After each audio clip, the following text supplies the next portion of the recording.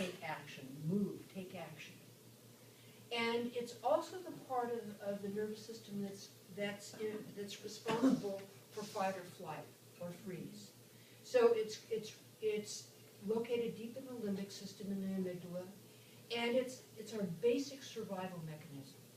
It's what we came into centuries and centuries ago when we had to run from mastodons. We don't have mastodons anymore, but we have a lot of things in the world that make us anxious that we aren't in control of.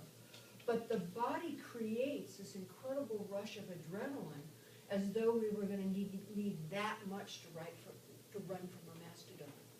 So oftentimes, and as we're able to run from the mastodon, we would use that adrenaline, it would be synthesized through our body, and we would not have this incredible buildup of adrenaline and cortisol later. So what we have now in the stress response, and this cortisol is sort of been talked about as the stress hormone, which is when all of the adrenaline has reached a fever pitch and it's not being metabolized.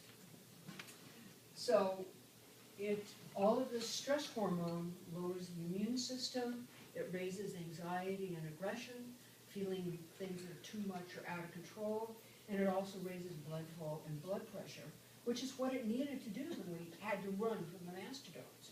You need to have that blood pressure there and the blood available for your extremities to run. That's not quite the same case right now. So the parasympathetic system, again, sitting beside the sympathetic nervous system, and as you look at structures, the nerve systems are actually parallel, sitting beside one another. It's the rest and digest. It's the rest, relax, and digest part of the nervous system. And it slows the heart, it relaxes the GI tract, it aids in digestion, and it really enables the body to metabolize all of the oxygen and nutrients and coming into it and send it through the intestine to the body, through the blood system to everywhere it needs to go. So that's what we call the relaxation response. Apparently, you may have had the experience on the mat going, oh.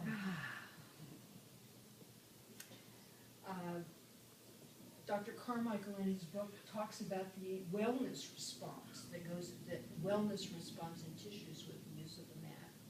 And again, I think that this is the parasympathetic system being able to rest and relax so everything can be digested. The importance of these two nervous systems is that they need to work in concert. The sympathetic nervous system needs to be available for us to take action. It needs a certain amount of challenge and motivation and anxiety to move it. But it also needs to be balanced by the parasympathetic nervous system. And this is where the mat comes in.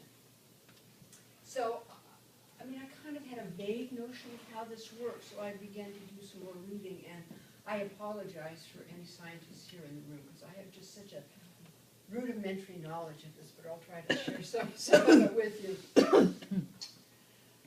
It's actually about resonance.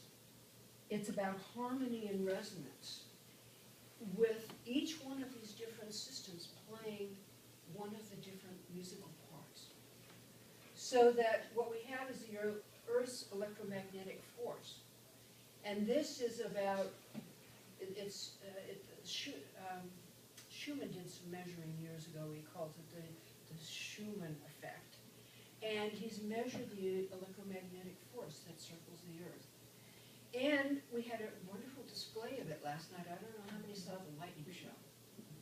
Or at least I was able to see it on the news. And it was dramatic. And what that electromagnetic force is, in that electricity coming out through the lightning traverses the Earth. And the lightning forces throughout the Earth put it into the ionosphere. So this is what we talk about when we say that the ISLRS runs parallel or has been engineered to run at the same hertz, run at the same beats per second that the Earth's electromagnetic force runs at. So it runs at around 7 or 8 or 7 to 10, 7 to 12 hertz. And also the body's biological window of healing. In the cells, what's Carmichael speaks of, that the body has a biological window for healing. A biological window in which this electromagnetic force can move into the cells and open the windows in the cell towards getting some of this healing energy, building storehouses of body energy, ADP. It's too complicated and too much to go into right now. But this is what the Earth does and what the mat does. So the ISLRS has pulsated, has been programmed randomly to pulsate within this window of the cell's availability, of the cell's openness. Again, it's the same hertz as the Earth's magnetic field, the Schumann response. And they've also done some studies and measured the electromagnetic force emanating from physical healers' hands. Oh. Say, for example, a Reiki healer or somebody doing a therapeutic touch or different kinds of healing, kind of hands-on healing.